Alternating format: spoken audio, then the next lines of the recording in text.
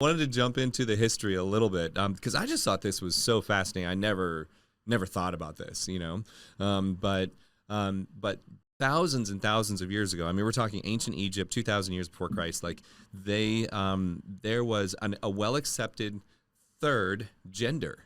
There wasn't just male and female. There was an androgynous gender that people that were either male or female by birth were able to self-determine that they wanted to be androgynous or more masculine or more feminine. And what? Yeah, I know, right? Yeah.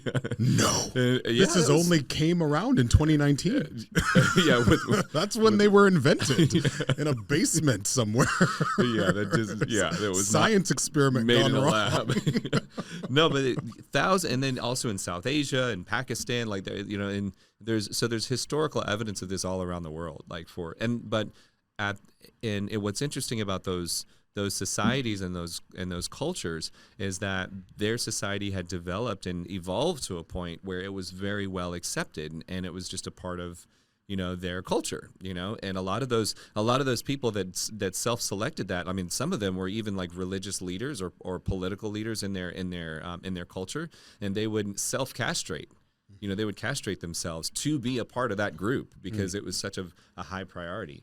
Because in some cases it brought you closer to your God or religion or whatever. But it was just really interesting to know how far back it went. Because we have to go back in order to. If you don't know where you've come from, you don't know where you're going. Yeah. So my mom would always tell me that. But it's true. I mean, you have to know where you actually came from, not the sort of polished, redone version. But know our real history. Know our history and know our history past our immediate culture. Know our global history. Know our species history. Yeah.